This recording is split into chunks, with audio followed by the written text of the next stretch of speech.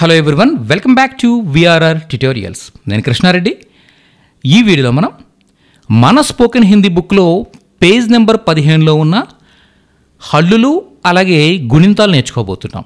అంటే హిందీలో మనం ఇప్పటివరకు 14వ పేజీలో ఉన్న ఆ నుంచి అహా వరకు అచ్చులు అలాగే కా నుంచి మా వరకు ఉన్న హల్లులు, వీటినే హిందీలో అచ్చుల్ని స్వర్ అంటారని, హల్లుల్ని వ్యంజన్ అంటారని మనం తెలుసుకున్నాం కదా. సో వాటి గురించి అవి ఎలా రాయాలో కూడా చాలా క్లియర్గా రాస్తూ మనం నేర్చుకున్నాం కదా. ఈ వీడియోలో మనం పేజ్ నెంబర్ 15లో ఉన్న మిగిలిన హల్లులు అలాగే గుణింతాలు నేర్చుకోబోతున్నాం. ఓకే, చాలా శ్రద్ధగా ఈ వీడియో మొత్తం చూడండి. అలాగే మీ దగ్గర ఈ బుక్ ఉన్నట్టయితే పేజ్ నెంబర్ 15 ఓపెన్ చేసి బుక్ రిఫర్ చేస్తూ ఈ వీడియో చూడండి. చాలా క్లియర్గా మీకు అర్థమవుతుంది. ఈ బుక్ ఆర్డర్ ఇవ్వడానికి పైన నెంబర్స్ కనిపిస్తున్నాయి. ఈ నెంబర్స్కి కాల్ చేసి లేదా వాట్సాప్ చేసి డీటెయిల్స్ తెలుసుకుని మీరు ఆర్డర్ ఇవ్వచ్చు. మీరు భారతదేశంలో ఎక్కడున్నా కూడా మీ ఇంటికే మేము ఈ బుక్ పంపించగలుగుతాం. హిందీ నేర్చుకోవడానికి it is the best book. Okay, start చేద్దాం మరి. సో పేజ్ నెంబర్ 15లో చూసినట్టయితే మనకి ఇంతకుముందు మనం మా వరకు నేర్చుకున్నాం. సో యా, రా, లా, వా, సే, షా, సా, హా. ఓకే, యా, రా, లా, వా, సే, షా, సా, హా. ఓకే, వీటిని ఎలా రాయాలో కూడా మనం ఇప్పుడు ప్రాక్టీస్ చేయబోతున్నాం. చూద్దాం రండి. చూద్దాం మనం. యా,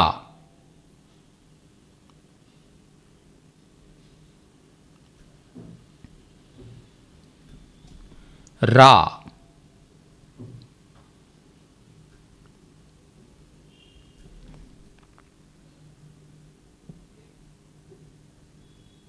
లా,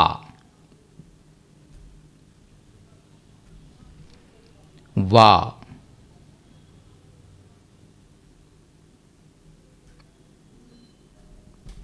ఓకే, సే,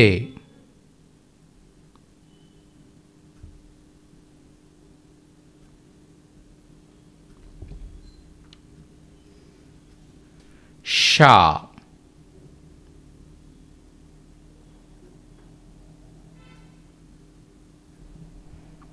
సా,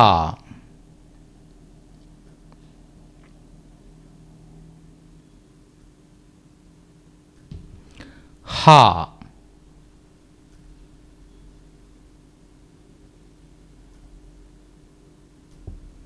సో ఈ విధంగా మనం ఈ లెటర్స్ని రాయగలుగుతాం అన్నమాట.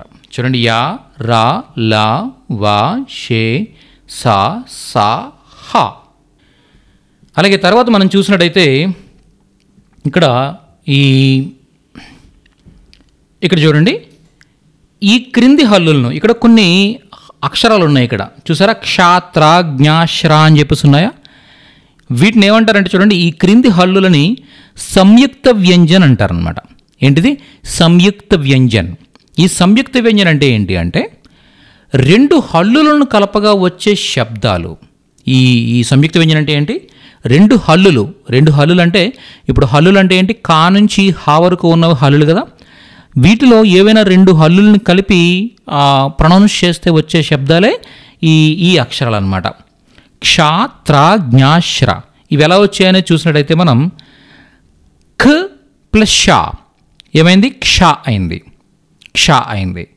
ఒకసారి చూడండి, ఇక్కడ నేను కా రాస్తున్నాను. చూడండి, కా రాశాను కదా. ఇక్కడ ఒక స్లాంట్కి ఒక లైన్ పెడుతున్నాను.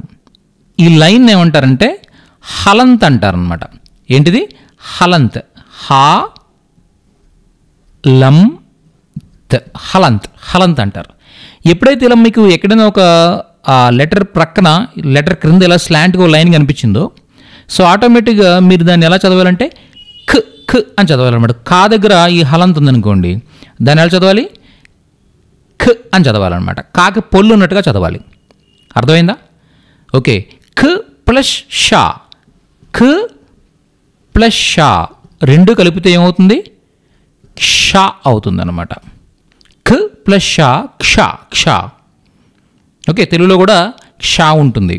క్షేమం, ఓకే, క్షయం, ఇలా ఏవైతే ఉన్నాయో ఆ క్ష అనేది ఏదైతే ఉందో ఆ క్ష ఎలా ఫామ్ అవుతుందో చూడండి.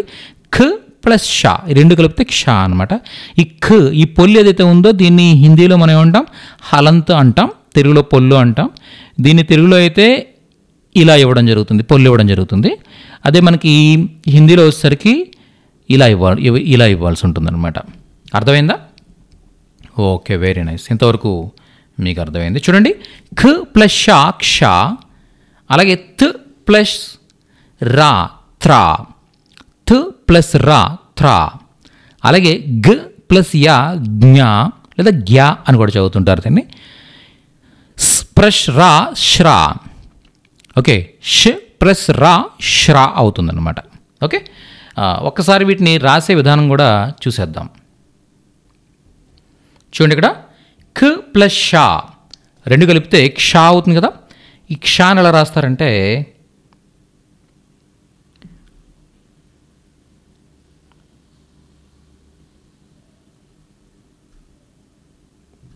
ఇది క్ష, ఓకే.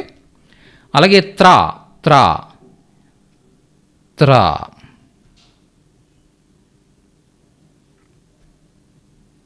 త్రా త్రా, ఓకే. అలాగే జ్ఞా, తెలుగులో మనం దీన్ని జ్ఞా అని చదువుతాం, హిందీలో దీన్ని గ్యా అని చదువుతుంటారు అన్నమాట. గ్యా గ్యా అని పలుకుతూ ఉంటారు, గ్యా గ్యా, ఓకే. అలాగే ష్ ప్లస్ రా శ్రా అవుతుంది, శ్రా.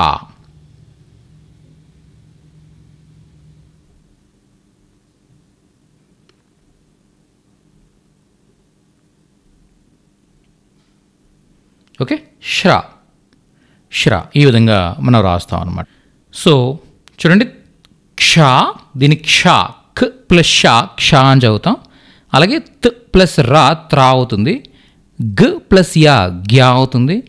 ఓకే, సో ఈ విధంగా మనం హిందీలో అచ్చులు నేర్చుకున్నాం, అంటే స్వర నేర్చుకున్నాం, అలాగే హల్లులు వ్యంజన్ నేర్చుకున్నాం, అలాగే సంయుక్త వ్యంజన్ క్షా త్రా జ్ఞా శ్రా కూడా నేర్చుకున్నాం. ఓకేనా? సో ఇవి హిందీలో ఉన్న పూర్తి అక్షరాలు అన్నమాట. ఓకే, హిందీలో ఉన్న అక్షరాలు ఇవి. ఓకే, స్వర్ అలాగే వ్యంజన్, ఇవి 14, 15 ఈ 2 పేజీల్లో ఉంటాయి మన బుక్లో. ఎప్పుడైతే ఉత్తర భారతదేశంలోని కొన్ని ప్రాంతాలను కొన్ని వందల సంవత్సరాలు అరబిక్, పెర్షియన్, ఉర్దూ మాట్లాడే రాజులు అలాగే ఇంగ్లీష్ వారు పరిపాలించారో వాళ్ళ భాషల్లో ఉన్న కొన్ని పదాలు హిందీ భాష మాట్లాడే వాళ్లకు అలవాటు అయిపోయాయి. అలా అలవాటు కావడంతో ఇప్పటికీ కూడా హిందీలో పైన చెప్పిన భాషల పదాలు చాలా విరివిగా వాడుతారు. అయితే ఆ పదాలలో పలికే శబ్దాలను వ్రాతపూర్వకంగా రాయడానికి హిందీ భాషలో ఉన్న పైన మనం నేర్చుకున్న అచ్చులు, హల్లులు సరిపోక కొన్ని అక్షరాలను ఆధునిక హిందీలో జోడించడం జరిగింది. వాటిని క్రింద ఇచ్చాం, చూడండి. అర్థమైందా మీకు? అంటే ఇప్పుడు మనకి ఒక భాషలో ఉన్న పదాలని వాళ్ళు పలికినట్టుగానే పలకాలనుకున్నప్పుడు వేరే భాషలో ఉన్న ఆల్ఫాబెట్స్ దానికి సరిపోకపోవచ్చు. అంటే వాళ్ళకున్న ఆ ఆల్ఫాబెట్ చేసే శబ్దం ఏదైతే జనరేట్ చేసే శబ్దం ఏదైతే ఉందో ఆ శబ్దాలకిను ఈ పదాలకి మ్యాచ్ అవ్వకపోవచ్చు. ఓకే, ప్రొనౌన్సియేషన్లో. సో మోడర్న్ హిందీలో కొన్ని అక్షరాలను యాడ్ చేయడం జరిగిందనమాట రీసెంట్గా. ఓకే, సో అవి మనం చూసినట్టయితే ఎప్పుడైనా మీకు ఇలా హిందీ ఏవైనా పుస్తకాలు అవి చదివేటప్పుడు ఒక అక్షరం క్రింద డాట్ కనిపిస్తుంది చూసారా? ఇలా డాట్ కనిపిస్తే ఆ అక్షరం ఏంటి అంటే ఆ పదం ఏదైతే ఉందో, ఆ అక్షరం కలిగిన పదం ఏదైతే ఉందో ఆ పదం హిందీ పదం కాదనమాట. అది అయితే పై లాంగ్వేజెస్ మనం చెప్పుకున్నాం కదా, అరబిక్ కానీ, పర్షియన్ కానీ, ఉర్దూ కానీ, ఇంగ్లీష్ కానీ, ఇలాంటి వేరొక లాంగ్వేజెస్ నుంచి హిందీలో ఎక్కువగా వాడబడుతున్న పదాలు అనమాట అవి. అర్థమైందా? సో అలాంటి పదాలని మనం ఇక్కడ పలకడానికి ఈ అక్షరాలను క్రియేట్ చేశారనమాట. ఓకేనా? వీటిని ఎలా పలకాలంటే ఖ ఖ, కాకి పక్కన డాట్ ఉందనుకోండి, దీన్ని ఖ అని పలుకుతూ ఉంటాం అనమాట. అలాగే ఖ ఖ, ఇది లోపల నుంచి వస్తుంది సౌండ్ ఇది. అంటే అరబిక్ మాట్లాడేటప్పుడు కానీ ఉర్దూ మాట్లాడేటప్పుడు కానీ ఎలా వస్తుందంటే లోపల నుంచి సౌండ్ వస్తుంది కొద్దిగా హార్డ్గా.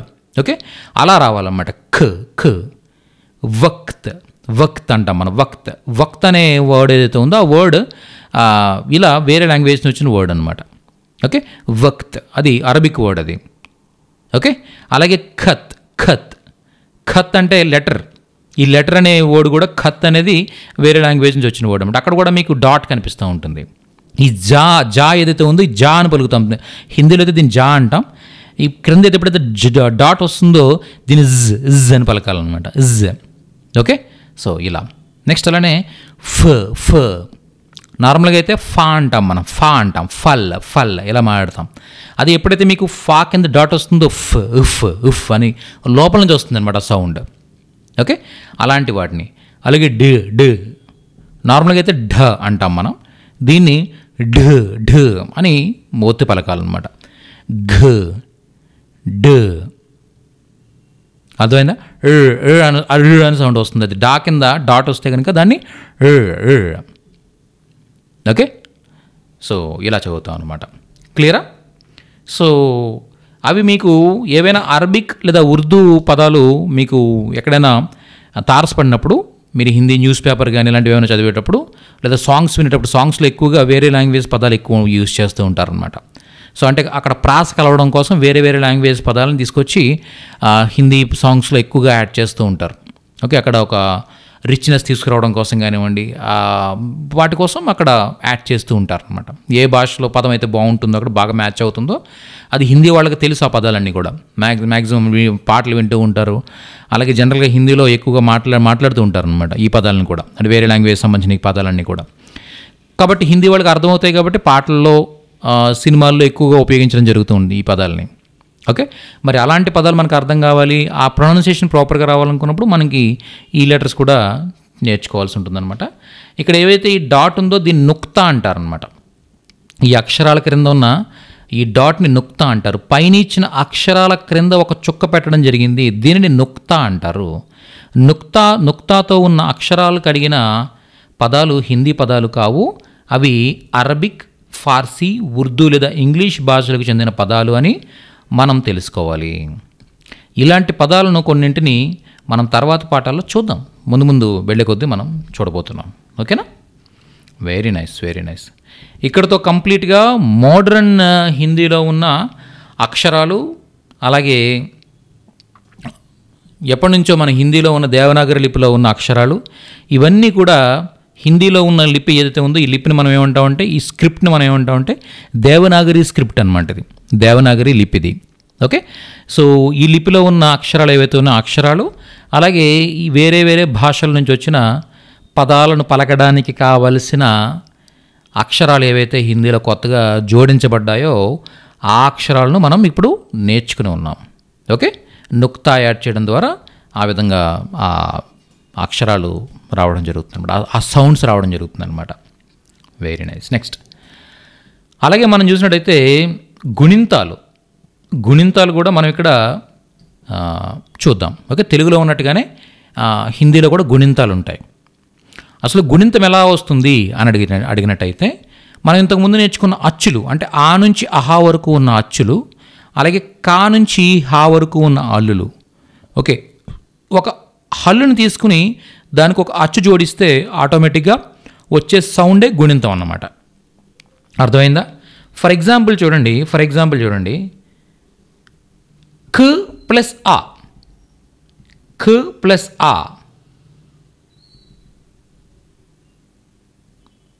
చూడండి, ఖ ప్లస్ ఆ ఏమవుతుంది? క అవుతుంది అనమాట. ఖ ప్లస్ ఆ క. ఓకే, ఖ ప్లస్ ఆ కా, ఖ ప్లస్ ఆ కా కా. ఓకే, ఖ ప్లస్ ఈ కి, ఖ ప్లస్ ఈ కి, ఖ ప్లస్ ఈ కీ. ఓకే, కా కీ కీ. అర్థమైందా? ఓకే, ఇక్కడ చూసి ఎప్పుడైతే మనకి హలంత చూసారు ఇక్కడ ఖకి ఆ యాడ్ చేస్తే, ఫస్ట్ ఆ యాడ్ చేస్తే కా అవుతుందన్నమాట. ఓకే, మనం ఎప్పుడు కూడా మీరు అబ్జర్వ్ చేసే ఉంటారు, ఏదైనా ఒక హల్లు అంటే కా నుంచి హా వరకు ఉన్న ఏవైనా హల్లులు ఎటువంటి దీర్ఘాలు, ఇలాంటి దీర్ఘాలు ఏమీ యాడ్ చేయకుండా, ఓకే, ఒకవేళ మనకి కాని కాలాగే చివరిలో ఉందనుకోండి, కా అనేది ఏదైనా ఒక పదం చివరిలో ఉందనుకోండి, దీన్ని ఎలా చదవాలంటే ఖ ఖ అని చదవాలన్నమాట. అక్కడ హలంత్ లేకపోయినా కూడా హలంత్ ఉన్నట్టుగానే చదవాల్సి ఉంటుంది. అర్థమైందా? ఫర్ ఎగ్జాంపుల్ చూడండి, ఇదేంటిది తా, ఇదేంటిది కా. మనం తెలుగులో అయితే ఎలా చదువుతాం? తా అంటాము, కా అంటాం కదా. అయితే హిందీలో చూసినట్టయితే ఇలా కా అనేది ఎటువంటి దీర్ఘాలు లేకుండా ఉందనుకోండి, ఇలా ఉందనుకోండి, ఈ రూపంలో ఉందనుకోండి, దీన్ని కా అని చదవకూడదు అనమాట. ఎలా చదువుతాం? ఇక్కడ హలంతు ఉన్నట్టుగా మనం ఊహించుకొని దీన్ని ఖ అని చదవాల్సి ఉంటుందన్నమాట. చూడండి ఏం చదువుతాం, ఇక్కడ ఖ ఖ అని చదువుతాం. అక్కడ హలంతు లేకపోయినా హలంతు ఉన్నట్టుగా ఊహించుకొని ఖ ఖ అని చదవాలన్నమాట. తక్ తక్, ఇదేమవుతుంది ఇప్పుడు? తక్ అవుతుంది, తకా అవ్వదన్నమాట, తక్ అవుతుంది. అర్థమైందా? సో అలా ఎప్పుడైనా మీకు చివరిలో ఒక హల్లు ఎటువంటి దీర్ఘాలు లేకుండా ఈ రూపంలో ఉన్నట్టయితే, ఓకే, కా ప్లస్ ఆ కా, ఓకే, ఈ రూపంలో ఉన్నట్టయితే దాన్ని కా అని చదవకుండా ఏం చదువుతాం? ఖ అని చదువుతాం. ఓకే, అదే ఒకవేళ గా ఉందనుకోండి, చివరిలో గా గా ఉంది, దీన్ని ఎలా చదవాలంటే గ అని చదవాలన్నమాట. ఓకే, ఒకవేళ ఖా ఉంది, ఎలా చదవాలి దీన్ని? ఖ అని చదవాలి. అర్థమైందా? అంటే పొల్లు లేకపోయినా కూడా పొల్లు ఇవ్వాల్సి ఉంటుందన్నమాట చివరిలో. మీకు అర్థమైంది అనుకుంటాను నేను. ఓకే, చివరి లెటర్ అలా ఉన్నట్టయితే ఖ ప్లస్ ఆ కా, ఖ ప్లస్ ఆ కా కా, ఓకే, ఖ ప్లస్ ఈ కీ కీ, ఓకే, ఖ ప్లస్ ఈ కీ కీ. వీటిని రాసే విధానం కూడా మనం నెక్స్ట్ చూడబోతున్నాం. ఓకే, ఖ ప్లస్ వు కు, ఖ ప్లస్ వు కు, ఖ ప్లస్ రీ క్రీ. ఓకే, జనరల్గా ఏంటంటే మనం తెలుగులో వచ్చేసరికి దీన్ని క్రూ అని పలుకుతాం, కానీ మీరు హిందీలో దీన్ని ఎలా పలకాలంటే చూడండి, KRI క్రీ అని పలకాల్సి ఉంటుందన్నమాట. ఎలాగా? క్రీ, కృష్ణ అంటాం, కృష్ణ, క్రీ అని పలుకుతాం అన్నమాట. ఓకే, క్రూ అని పలకకుండా క్రీ క్రీ. గృహిణి అయితే గృహిణి అని పలకాలి, గృహిణి అని తెలుగులో అంటాం మనం, గృహిణి గృహిణి అంటాం అనమాట. ఓకే, కృపయా, ఓకే, అది ఎలా ఉంటుంది? కృపయా, కృపయా అంటే దయచేసి అని అర్థం యాక్చువల్గా. ఓకే, దీన్ని కృపయా అని పలకకుండా ఎలా పలకాలి? కృపయా అంటాం, క్రీ అని యూజ్ చేస్తాం, క్రూ అని కాకుండా క్రీ అని యూజ్ చేస్తాం, కృపయా అంటూ ఉంటాం అనమాట. సో అంటే మీకు అర్థం కావడం కోసం ఇక్కడ క్రూ అని రాశాను నేను. జనరల్గా అయితే దీన్ని పలికేటప్పుడు మాత్రం క్రీ క్రీ అని పలకాల్సి ఉంటుంది. అర్థమైందా? క్రీ అని పలకాల్సి ఉంటుంది. ఓకే, చూడండి ఇక్కడ నేను క్లియర్గా మరొకసారి టైప్ చేస్తున్నాను.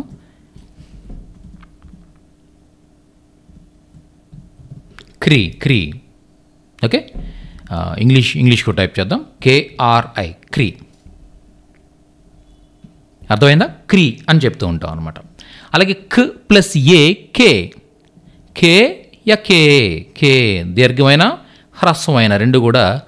దీంట్లో మనకి హ్రస్వ శబ్దాలు ఉంటాయి, దీర్ఘ శబ్దాలు ఉంటాయి. దీర్ఘ శబ్దాలు, హ్రస్వ శబ్దాలు. హ్రస్వము అంటే అర్థం ఏంటంటే షార్ట్ సౌండ్స్ అనమాట. ఇప్పుడు కా ప్లస్ ఆ క అనేది షార్ట్ సౌండ్, క అంతే. ఓకే, ఇదేంటిది? కా ప్లస్ ఆ కా, కా దీర్ఘం దీర్ఘం. కా ప్లస్ ఈ కి హ్రస్వం, కట్ చేసాం. కా ప్లస్ ఈ కీ, కీ దీర్ఘం. ఓకే, క కా కీ కీ ఇలా చెప్తాం అనమాట. నెక్స్ట్ కు, కు హ్రస్వం, కూ దీర్ఘం. క్రీ. ఓకే, ఇక్కడ ఇంకా క్రూ అనేది లేదు యాక్చువల్గా.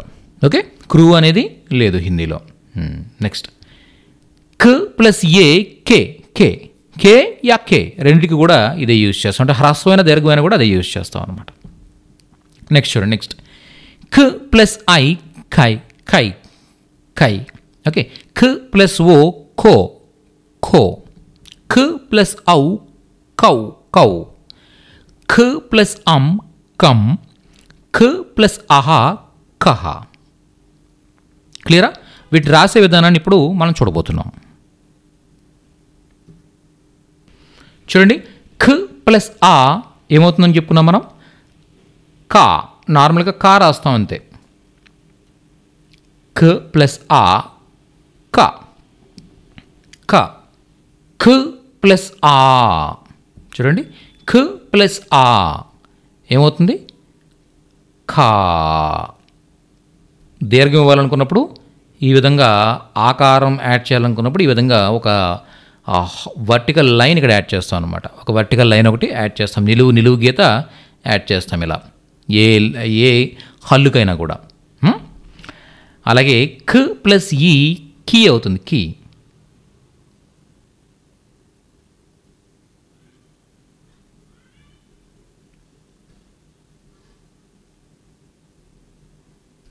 అర్థమైందా? కీ. కీ. అలాగే ఖ ప్లస్ ఈ కీ. కీ. ఈ విధంగా ఇక్కడ చూడండి, ఇలా మనం ఇటువైపు ఒక లైన్ తీసుకురావాలన్నమాట. చూసారా? ఇదేమో షార్ట్ కీ, ఇది లాంగ్ కీ. ఓకే, కామే ఈకి మాత్ర, కామే ఈకి మాత్ర. వీటిని మాత్ర అంటారు అనమాట. ఏమంటారు వీటిని? మాత్ర అంటారు. మనం ఆకారము, ఓకే, ఈకారము ఇలా చెప్తాం. ఇలా చెప్తుండగా దీర్ఘాలు అంటాం మనం. ఈ దీర్ఘాలని హిందీలో ఏమంటారంటే మాత్రాయే అంటారన్నమాట. మాత్ర అంటే ఈ ఒత్తు, దానికి ఏదైతే ఆ ఒత్తు ఇలా ఇస్తున్నామో ఈ ఒత్తులను ఏమంటాం మనం? మాత్ర అంటాం అనమాట. ఓకే, నెక్స్ట్ కా ప్లస్ ఊ కు అవుతుంది. సో ఈ విధంగా మనం తీసుకోవచ్చు. ఇలా యాడ్ చేస్తాం అనమాట. కు. ఓకే, నెక్స్ట్ కూ. కూ. కా ప్లస్ ఊ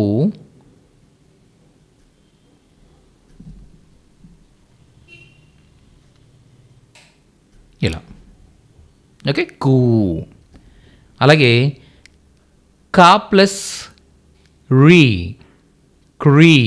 క్రీ అని చెప్తాము. ఓకే, లేదు మీరు క్రూ లేదా క్రీ. ఓకే, ఎలా అని చెప్పచ్చు. నెక్స్ట్ కా ప్లస్ ఏ కే.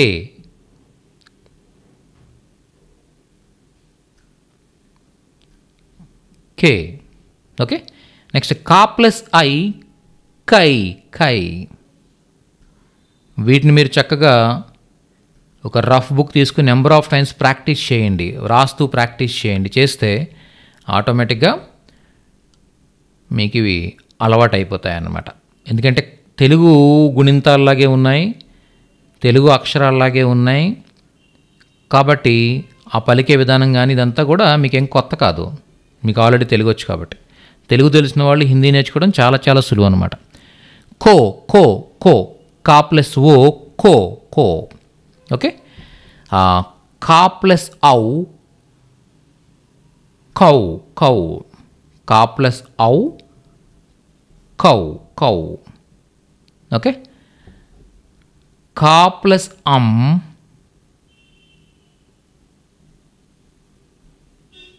కం.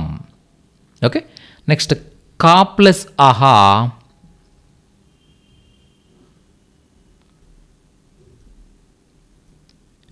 కహ.